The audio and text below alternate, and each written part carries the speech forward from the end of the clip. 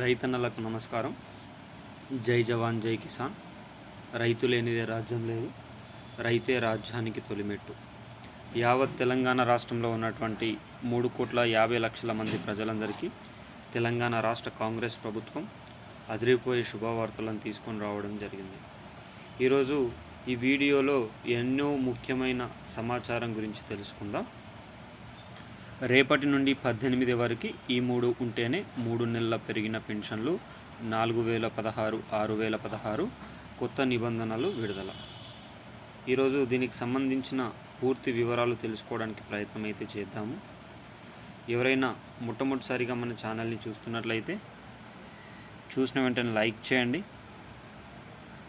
అదేవిధంగా షేర్ చేయండి, అదేవిధంగా కామెంట్ చేయండి,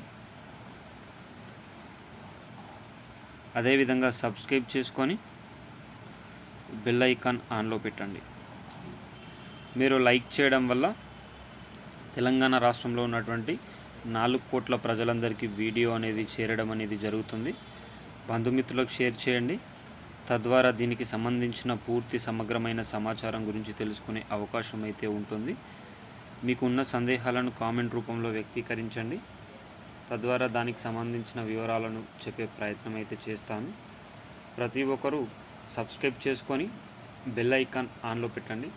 సబ్స్క్రైబ్ చేసుకొని బెల్ ఐకాన్ ఆన్లో పెట్టడం వల్ల తెలంగాణ రాష్ట్ర ప్రభుత్వం నుంచి కానీ, ఆంధ్రప్రదేశ్ రాష్ట్ర ప్రభుత్వం నుంచి కానీ, కేంద్ర ప్రభుత్వం నుంచి కానీ ప్రభుత్వాలు ప్రవేశపెట్టేటటువంటి వినూత్నమైన ప్రజా సంక్షేమ పథకాలను ఎప్పటికప్పుడు సమయానుసారంగా, నిర్దిష్టానుసారంగా లోపభూయిష్టమైన సమాచారంతో మీ ముందుకు తీసుకొని రావడం జరుగుతుంది. తద్వారా ప్రతి ఒక్కరూ కూడా ఈ ప్రజా సంక్షేమ పథకంలో నిమగ్నమయ్యే అవకాశం అయితే ఉంటుంది. ఇక ఆలస్యం చేయకుండా వీడియోలోని వివరాల్లోకి అయితే వెళ్ళిపోదాం. తెలంగాణ రాష్ట్ర వ్యాప్తంగా రైతు బంధుకు సంబంధించిన డబ్బుల పంపిణీ కార్యక్రమం జరగబోతుంది. 10 ఎకరాల వరకు డబ్బులు పెంచాలనే యోచనలో ప్రభుత్వం ఉన్నట్లు తెలుస్తుంది. ఇది రాష్ట్ర వ్యాప్తంగా ఉన్నటువంటి ప్రజలందరికీ కూడా శుభవార్తగానే చెప్పుకోవచ్చు. ఈ రైతు బంధు ప్లేస్లో వచ్చిన రైతు భరోసా వానాకాలానికి, యాసంగికి సంబంధించిన డబ్బుల పంపిణీ కార్యక్రమం అతి త్వరగా రాబోతున్నట్లు సమాచారం. అదేవిధంగా ఇందిరమ్మ ఇళ్లకు సంబంధించి 1,00,000 రూపాయలను 8 మందికి ప్రభుత్వం 10 మందికి ఇవ్వడం అయితే జరిగింది. మొదటి విడతగా కొన్ని జిల్లాలకు 1,00,000 రూపాయల పంపిణీ కార్యక్రమం కూడా ప్రభుత్వం చేయబోతున్నట్లు సమాచారం అయితే ఉంది. అదేవిధంగా మహిళా సోదరిమణులకు 2,500 ఇచ్చే మహాలక్ష్మి పథకం పైన ప్రభుత్వం ప్రణాళికలను రూపొందిస్తున్నట్లు సమాచారం. ఇది రాష్ట్ర వ్యాప్తంగా ఉన్నటువంటి 1,71,00,000 మంది 53,468 మంది మహిళా సోదరిమణులకు ఇది శుభవార్తగాని చెప్పుకోవచ్చు.